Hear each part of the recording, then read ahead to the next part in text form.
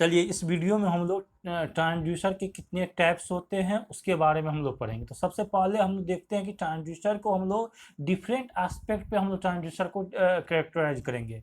तो सबसे पहले आधार पे हम लोग जो देख रहे हैं वो ट्रांजैक्शन के आधार पे। तो हम लोग पिछले वीडियो में हम बता चुके हैं कि ट्रांजैक्शन क्या होता है कि जिस एलिमेंट के मतलब कन्वर्सन में जिस एलिमेंट का इन्वॉल्वमेंट होता हो तो उसको हम लोग ट्रांजैक्शन बोलते हैं। तो सबसे पहले हम लोग ट्रांजैक्शन के आधार पर अगर देखते हैं तो एक रेजिस्टिव ट्रांसड्यूसर होगा, एक इंडक्टिव ट्रांसड्यूसर होगा और एक कैपेसिटिव ट्रांसड्यूसर हो गया। तो ये तो हो गया on the basis of transaction.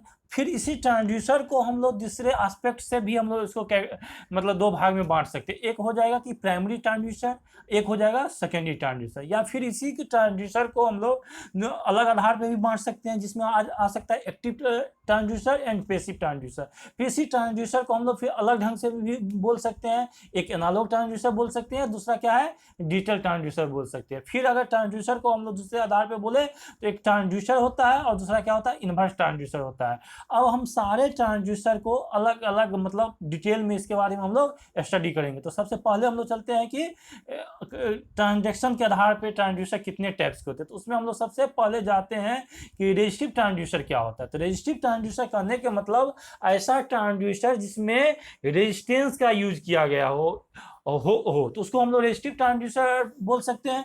और इसको हम लोग दूसरे ढंग से अगर बोलते हैं तो उसमें हम लोग बोल सकते हैं कि ऐसा ट्रांसड्यूसर जिसमें एनर्जी का कन्वर्सन होता हो वो डिपेंड करता हो रेजिस्टेंस की प्रॉपर्टी पे। रेजिस्टेंस क्या होता है, उसके प्रॉपर्टी में अगर कुछ चेंज आता है तो उसके कारण क्या होगा, इंडक्टेंस की रेजिस्टेंस की वैल्यू में चेंज आएगा। उस रेजिस्टेंस की वैल्यू में चेंज आने के कारण एनर्जी का क्या होगा, कन्वर्शन होगा। तो उस टाइप के हम लोग ट्रांसड्यूसर को बोलेंगे रेजिस्टिव ट्रांसड्यूसर। अब चेंज कैसे कैसे आएगा, तो चेंज आएगा तो हम लोग जानते हैं कि रेजिस्टेंस बराबर होता है आर बराबर जो होता है रो एल बाई ए होता है, जहां पे रो होता है रेजिस्टिविटी ऑफ मटेरियल, एल होता है लेंथ ऑफ द कंडक्टर और एरिया होता है cross sectional area of the conductor. Means अगर इसमें से तीनों चीज में से अगर किसी चीज की अगर तीनों मतलब जो क्वांटिटी है अगर इसमें किसी भी फिजिकल क्वांटिटी में चेंज आ रहा है, मींस अगर रेजिस्टिविटी में चेंज आ जा रहा है या लेंथ में चेंज आ जा रहा है या एरिया में चेंज आ रहा है, तो उसके कारण क्या होगा, रेजिस्टेंस की वैल्यू में चेंज आ रहा है। और उस रेजिस्टेंस की वैल्यू में चेंज आने के कारण क्या होता है कि एनर्जी का कन्वर्शन होता हो, तो उस टाइप के ट्रांसड्यूसर को हम लोग रेजिस्टिव ट्रांसड्यूसर बोलेंगे। अगर इसकी डिफिनीशन की बात किया जाए तो इसमें हम बोल सकते हैं कि a transducer is said to be resistive transducer when it produce the variation in resistance value. मतलब रेजिस्टिव ट्रांसड्यूसर ऐसा ट्रांसड्यूसर है जिसमें क्या होता है कि रेजिस्टेंस की वैल्यू चेंज होता है due to change of its parameter में रेजिस्टिविटी चेंज हो या लेंथ ऑफ कंडक्टर चेंज हो या एरिया ऑफ कंडक्टर चेंज हो। ये तीनों चीज चेंज होने के कारण रेजिस्टेंस की वैल्यू चेंज होगी और ये जिस ट्रांसड्यूसर में होगा तो उस ट्रांसड्यूसर को हम लोग बोल सकते हैं रेजिस्टेंस ट्रांसड्यूसर। जैसे कि हम लोग थर्मिस्टर को बोल सकते हैं, जैसे हम लोग क्या बोलते हैं थर्मोकपल को बोल सकते हैं। जैसे पिरानी गेज होता है उसमें क्या होता है कि रेजिस्टेंस की वैल्यू चेंज होने के कारण क्या होता है कि एनर्जी का कन्वर्सन होता है। या हम लोग स्ट्रेन गेज के बारे में बोल सकते हैं। ये सब सारा क्या हो गया, रेजिस्टिव ट्रांसड्यूसर हो गया। अब आगे हम लोग बढ़ते हैं, आगे हम लोग देखते हैं इंडक्टिव ट्रांसड्यूसर क्या होता है। जैसे हम लोग रेजिस्टिव ट्रांसड्यूसर देखे थे उसी ढंग से इंडक्टिव ट्रांसड्यूसर क्या होता है कि इंडक्टिव का मतलब कोई कॉइल की प्रॉपर्टी अगर चेंज हो जा रही है, कोई इंडक्टिव कॉइल की प्रॉपर्टी अगर चेंज हो जा रही है उसके कारण इंडक्टेंस चेंज हो जा रहा है। उस इंडक्टेंस चेंज होने के कारण क्या हो रहा है कि हमारा एनर्जी का कन्वर्शन हो। अगर ऐसा कोई डिवाइस है, ऐसा कोई इंस्ट्रूमेंट है या ऐसा कोई मतलब इंस्ट्रूमेंट है जिसमें क्या हो रहा है इस इंडक्टेंस की वैल्यू चेंज होने के कारण क्या हो रहा है कि इनपुट और आउटपुट में चेंज हो रहा है, मींस एनर्जी में कन्वर्शन हो रहा है, तो उस टाइप के ट्रांसड्यूसर को हम लोग बोल सकते हैं कि इंडक्टिव ट्रांसड्यूसर है। और उसमें क्या क्या चेंज हो सकता है, तो अगर हम लोग देखेंगे तो एल बराबर जो होता है वो n square mu a by l होता है, जहां पे एन हो गया कि नंबर ऑफ टर्न हो गया, एक कोई कॉइल है उसकी कितने नंबर ऑफ टर्न है वो हो गया,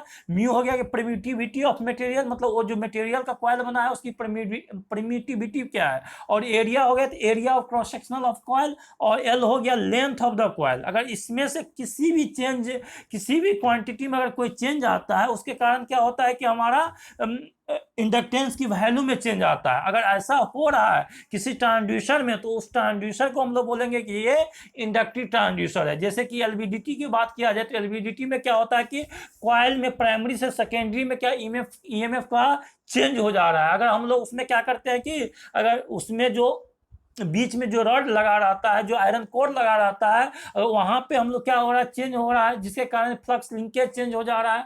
तो अगर उसमें अगर क्या है कि कॉइल का यूज किया गया है, तो कोई ऐसा ट्रांसड्यूसर है जिसमें कॉइल का यूज किया गया है, तो उस टाइप के ट्रांसड्यूसर को हम लोग क्या बोलेंगे, इंडक्टिव ट्रांसड्यूसर। अब आगे हम लोग चलते हैं कैपेसिटिव ट्रांसड्यूसर। कैपेसिटिव ट्रांसड्यूसर जैसे नाम से स्पष्ट है कि इसमें कैपेसिटर का यूज हुआ, ऐसा ट्रांसड्यूसर जिसमें क्या है कि कैपेसिटर का यूज किया गया और उसकी कैपेसिटेंस की वैल्यू चेंज हो रहा है ड्यू टू उसकी पैरामीटर की वैल्यू चेंज होने के कारण, और एनर्जी का कन्वर्सन हो रहा है उसके कैपेसिटर के डिफरेंट पैरामीटर चेंज होने के कारण। और डिफरेंट पैरामीटर में क्या क्या चेंज हो सकता है, सबसे पहला अगर हम लोग देखेंगे तो सी बराबर जो होता है वो क्या होता है, epsilon A D, epsilon A by D means अगर उसके परमेबिलिटी ऑफ द मटेरियल, या हम लोग बोल सकते हैं area of cross, area of the area of दो प्लेट के बीच में जो क्रॉस सेक्शनल एरिया है वो, या दो प्लेट के बीच की डिस्टेंस है, अगर ये तीनों चीज में से किसी चीज का चेंज होता है उसके कारण एनर्जी का कन्वर्शन होता है, तो उस टाइप के ट्रांसड्यूसर को हम लोग क्या बोलेंगे, कैपेसिटिव ट्रांसड्यूसर बोलेंगे। ठीक, अब आगे हम लोग बढ़ते हैं। अब हम लोग तो देख लिया कि ट्रांजैक्शन के आधार पे ट्रांसड्यूसर को हम लोग 3 टाइप से बांटे। अब हम लोग देखते हैं कि दूसरे एस्पेक्ट में हम लोग ट्रांसड्यूसर को कितने टाइप से बांट सकते हैं। तो हम दूसरे एस्पेक्ट में अगर हम लोग देखते हैं तो ट्रांसड्यूसर को हम लोग 2 टाइप में बांटते हैं, या तो एक्टिव ट्रांसड्यूसर होगा या क्या होगा कि पैसिव ट्रांसड्यूसर होगा, या तो एक्टिव ट्रांसड्यूसर होगा या पैसिव ट्रांसड्यूसर होगा। तो एक्टिव ट्रांसड्यूसर किसको बोलेंगे, सबसे पहले हम लोग उस एक्टिव और पैसिव को देखने से पहले हम लोग देख लेते हैं प्राइमरी एंड सेकेंडरी ट्रांसड्यूसर। ठीक, तो प्राइमरी ट्रांसड्यूसर और सेकेंडरी ट्रांसड्यूसर किसको बोलते हैं, तो प्राइमरी ट्रांसड्यूसर वो ऐसा ट्रांसड्यूसर होता है जिसमें क्या होता है कि एनर्जी का एक कन्वर्सन होता है। ठीक, कोई अगर नॉन इलेक्ट्रिकल एनर्जी है, मीन्स कोई मैकेनिकल एनर्जी है, वो क्या हो जा रहा है कि दूसरे फॉर्म में एनर्जी में चेंज हो रहा है। तो ऐसा नहीं होगा कि वो इलेक्ट्रिकल एनर्जी में चेंज हो सकता है कि किसी अन्य फॉर्म में चेंज हो, या हो सकता है ऑप्टिकल एनर्जी हो, या साउंड एनर्जी हो, या अदर एनर्जी हो। तो उस टाइप के ट्रांसड्यूसर को हम लोग क्या बोलेंगे, प्राइमरी ट्रांसड्यूसर। अगर इसकी डिफिनीशन की बात किया जाए तो डिफिनीशन है the transducer consist of mechanical device as well as electrical device. मतलब ऐसा ट्रांसड्यूसर जिसमें मैकेनिकल डिवाइस भी हो और साथ साथ में क्या हो, इलेक्ट्रिकल डिवाइस हो, और the mechanical device of the transducer changes the physical input quantity into mechanical signal. Means जो मैकेनिकल डिवाइस जो है वो फिजिकल इनपुट को क्या कर रहा है, किसी मैकेनिकल सिग्नल में चेंज कर रहा है। तो उस टाइप के ट्रांसड्यूसर को हम लोग क्या बोलेंगे, प्राइमरी ट्रांसड्यूसर। जैसे कि इसमें स्ट्रेन गेज हो गया, स्ट्रेन गेज के द्वारा क्या करता है कि स्ट्रेन को मेजर करते हैं। तो स्ट्रेन को हम लोग कैसे मेजर करते हैं,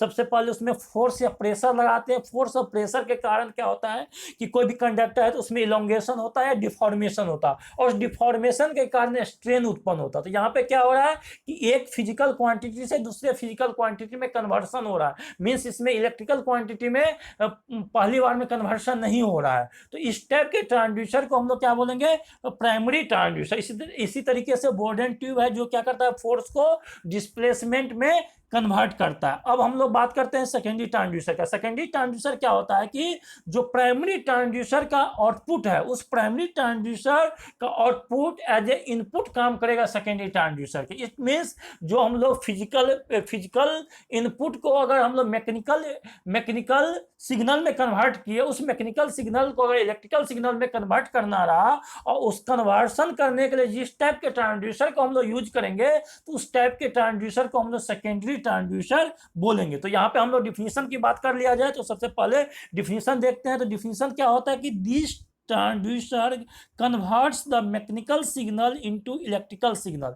In this type of transducer there are 2 or more number of stages of transaction. कहने का मतलब क्या हुआ कि इसमें ऐसा है कि एक से ज़्यादा स्टेज इन्वॉल्व हो। एक से ज़्यादा स्टेज इन्वॉल्व करने का मतलब क्या होगा कि कोई फिजिकल क्वांटिटी क्या है उसको मतलब मैकेनिकल सिग्नल में कन्वर्ट हो गया, फिर मैकेनिकल सिग्नल जो है वो क्या हो रहा है इलेक्ट्रिकल क्वांटिटी में कन्वर्ट होगा। तो यहाँ पे पहला स्टेज है कि फिजिकल क्वांटिटी मैकेनिकल सिग्नल में कन्वर्ट हो रहा है, फिर मैकेनिकल सिग्नल जो है वो इलेक्ट्रिकल सिग्नल में कन्वर्ट हो रहा है। तो अगर सेकेंडरी ट्रांसड्यूसर के एग्जांपल की बात किया जाए तो यहाँ पे हम सबसे बेस्ट एग्जांपल ले रहे हैं एलवीडीटी, मतलब लीनियर वेरिएबल डिफरेंशियल ट्रांसड्यूसर। ये क्या करता है, ये क्या करता है कि डिस्प्लेसमेंट को इलेक्ट्रिकल एनर्जी में कन्वर्ट करता है। मींस अब डिस्प्लेसमेंट कैसे होगा, तो डिस्प्लेसमेंट करने के लिए या तो हम लोग बॉडी पे फोर्स लगाएंगे या बॉडी पे प्रेशर लगाएंगे। तो यहाँ पे बॉडी से प्रेशर या फोर्स लगने से क्या होगा कि प्रेशर और फोर्स के कारण डिस्प्लेसमेंट मतलब क्रिएट होगा। उस डिस्प्लेसमेंट को हम लोग क्या कर रहे हैं एज ए इलेक्ट्रिकल क्वांटिटी में मेजर कर रहे हैं। तो इस टाइप के ट्रांसड्यूसर को अगर हम बात किया जाए तो सेकेंडरी ट्रांसड्यूसर बोलेंगे। तो यहाँ पे एलवीडीटी जो हो गया वो कैसा ट्रांसड्यूसर हो गया, सेकेंडरी ट्रांसड्यूसर हो गया। एलवीडीटी अगर हम लोग उसको ट्रांजैक्शन के आधार पे देखेंगे तो इसमें इंडक्टिव ट्रांसड्यूसर होगा, क्योंकि यहाँ पे इंडक्टेंस की कॉइल यूज किया गया, तो उसको हम लोग इंडक्टिव ट्रांसड्यूसर भी बोल सकते हैं और एलवीडीटी को सेकेंडरी ट्रांसड्यूसर भी बोल सकते हैं। अब हम लोग नेक्स्ट आधार पे देखेंगे तो active transducer and passive transducer. Active और पैसिव ट्रांसड्यूसर क्या होता है, तो सबसे पहले हम लोग बात करते हैं एक्टिव ट्रांसड्यूसर क्या होता है। तो एक्टिव ट्रांसड्यूसर वैसा ट्रांसड्यूसर है जो क्या करता है कि डायरेक्ट नॉन इलेक्ट्रिकल एनर्जी से इलेक्ट्रिकल एनर्जी में कन्वर्ट होता हो। डायरेक्ट क्या है कि उसमें विदाउट एक्सटर्नल एनर्जी दिए बिना उसकी ऑपरेशन संभव, जिसमें हम लोग उसके ऑपरेशन करवाने के लिए या उसके फंक्शनिंग करवाने के लिए हमको कोई एक्सटर्नल एनर्जी की आवश्यकता नहीं पड़ता हो। तो उस टाइप के ट्रांसड्यूसर को हम लोग एक्टिव ट्रांसड्यूसर बोलेंगे। तो बोल सकते हैं कि the transducer whose output is obtained in the form of voltage or current without any additional auxiliary source is known as active transducer। मतलब कहने का मतलब ये हुआ कि बिना किसी एक्सटर्नल सोर्स यूज किए हुए ही हम लोग वहाँ पे एनर्जी का कन्वर्सन कर रहे हैं और जो हमारा आउटपुट आ रहा है उसमें वोल्टेज और करंट की फॉर्म में आ रहा है। तो उस टाइप के ट्रांसड्यूसर को हम लोग क्या बोलेंगे, एक्टिव ट्रांसड्यूसर बोलेंगे। उसको हम लोग एक्टिव ट्रांसड्यूसर बोलेंगे और ये जो जिस प्रिंसिपल पे वर्क करता है उसको एनर्जी कन्वर्सन प्रिंसिपल बोलेंगे। तो हम लोग बोल सकते हैं it works on the principle of energy conversion from one form of energy to another form of energy. और इसको हम लोग सेल्फ जनरेटिंग ट्रांसड्यूसर भी बोल सकते हैं। It is also known as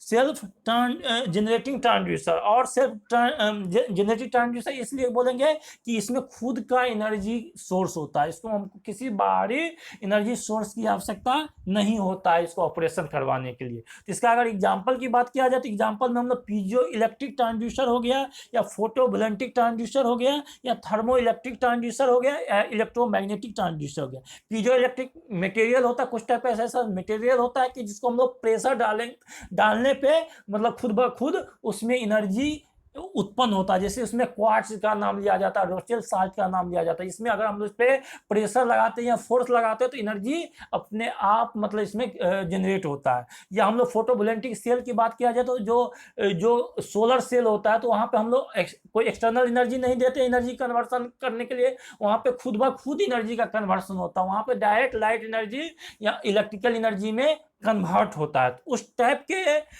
के ट्रांसड्यूसर को हम लोग क्या बोलेंगे, एक्टिव ट्रांसड्यूसर। अब ठीक है, एक्टिव ट्रांसड्यूसर हो गया। अब बात करते हैं हम लोग पैसिव ट्रांसड्यूसर का। पैसिव ट्रांसड्यूसर क्या हो गया, तो ऐसा ट्रांसड्यूसर जिसमें क्या होता है कि ऑपरेशन करवाने के लिए हमको किसी एक्सटर्नल सोर्स के द्वारा एनर्जी देना पड़ता हो, जिसको ऑपरेशन होने के लिए क्या बाहर से एनर्जी सोर्स डालेंगे तब उसकी ऑपरेशन होगा। अगर बाहर से एनर्जी सोर्स अगर नहीं डालते हैं तो वो ऑपरेट नहीं होगा। तो उस टाइप के ट्रांसड्यूसर को हम लोग बोलेंगे पैसिव ट्रांसड्यूसर। अगर इसकी डिफिनीशन की बात करेंगे तो सबसे पहले हम लोग डिफिनीशन देख लेते हैं। डिफिनीशन देखेंगे तो पैसिव ट्रांसड्यूसर किसको बोलेंगे, तो ऐसा ट्रांसड्यूसर जो खुद ब खुद एनर्जी जनरेट नहीं करता हो। तो बोल सकते हैं this transducer do not generate any electrical signal by themselves, मतलब अपने से कोई इलेक्ट्रिकल सिग्नल जनरेट नहीं करता हो। उसको ऑपरेट करवाने के लिए हमको एक्सटर्नल सोर्स के द्वारा एक्सटर्नल पावर एसेंशियल होता है। तो हम बोल सकते हैं to obtain any electrical signal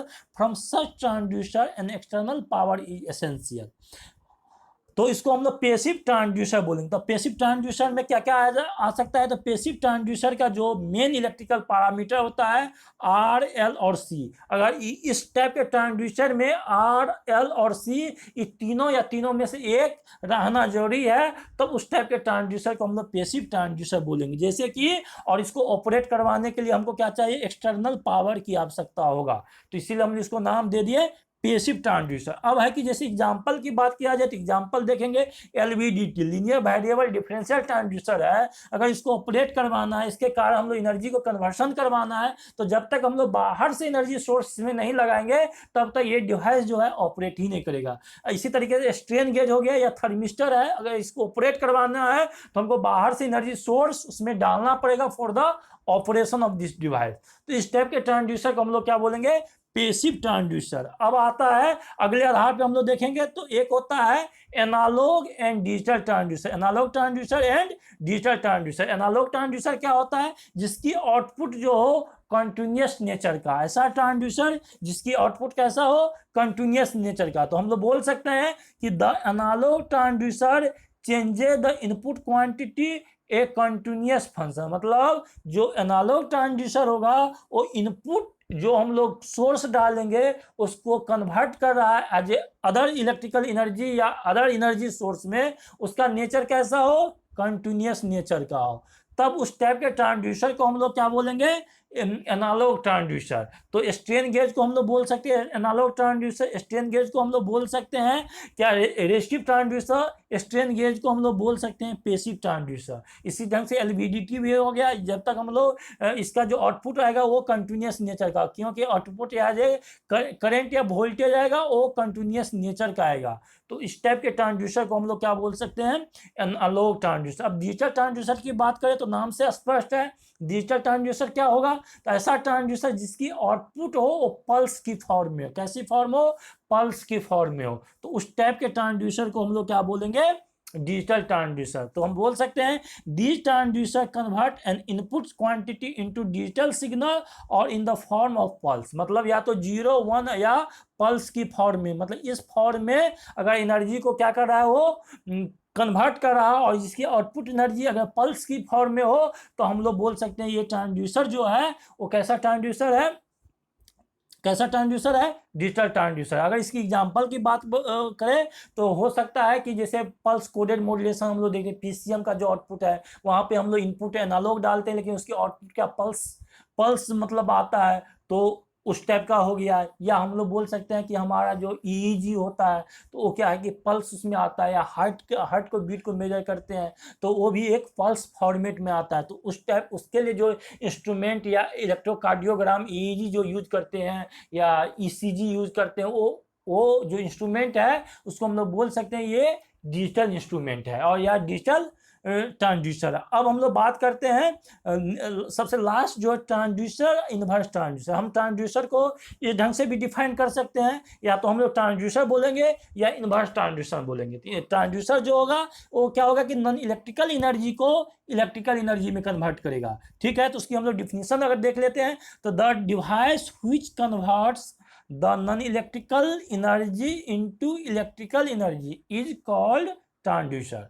और इन्वर्स ट्रांसड्यूसर की बात करेंगे तो इन्वर्स ट्रांसड्यूसर ऐसा ट्रांसड्यूसर होता है जो नॉन इलेक्ट्रिकल एनर्जी को इलेक्ट्रिकल एनर्जी में कन्वर्ट करता है, इलेक्ट्रिकल एनर्जी को नॉन इलेक्ट्रिकल एनर्जी में कन्वर्ट करता है। जैसे कि हम लोग बात करें, अगर हम लोग ट्रांसड्यूसर की बात करेंगे तो ये क्या करता है, नॉन इलेक्ट्रिकल एनर्जी को इलेक्ट्रिकल एनर्जी में कन्वर्ट करता है। तो जितना हो गया जो नॉन इलेक्ट्रिकल एनर्जी को इलेक्ट्रिकल एनर्जी में कन्वर्ट करता है, जैसे डायनमो हो गया, वो क्या करता है, नॉन इलेक्ट्रिकल एनर्जी को इलेक्ट्रिकल एनर्जी में कन्वर्ट करता है। या हम लोग फिर एलवीडीटी की बात करते हैं तो वो क्या करता है, डिस्प्लेसमेंट को इलेक्ट्रिकल एनर्जी में कन्वर्ट करता है। या हम लोग बात कर ले थर्मिस्टर का, क्या करता है कि नॉन इलेक्ट्रिकल एनर्जी को इलेक्ट्रिकल एनर्जी में कन्वर्ट करता है। या हम लोग स्ट्रेन गेज की बात करें तो स्ट्रेन को क्या करता है, वो इलेक्ट्रिकल एनर्जी में कन्वर्ट करता है। तो ये सब सारा क्या आ गया, ट्रांसड्यूसर।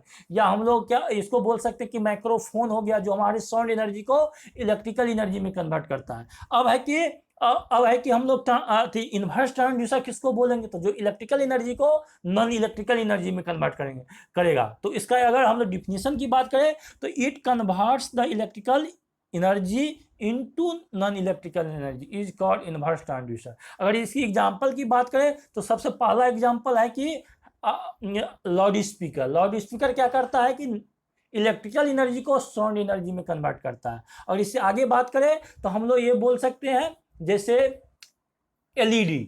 एलईडी क्या है कि इलेक्ट्रिकल एनर्जी को लाइट एनर्जी में कन्वर्ट करता है। या और भी एग्जांपल अगर हम लोग बात करें तो नॉन इलेक्ट्रिकल जैसे मोटर हो गया। मोटर क्या करता है, इलेक्ट्रिकल एनर्जी को इलेक्ट्रिकल एनर्जी में कन्वर्ट करता है। तो यही हो गया हमारा जो ट्रांसड्यूसर कितने टाइप्स के होते हैं। तो ट्रांसड्यूसर को हम लोग डिफरेंट एस्पेक्ट पे हम लोग ट्रांसड्यूसर को इतने तरीके से डिफाइन करते हैं। तो होप आप लोग को वीडियो अच्छा लगा है। Thank you.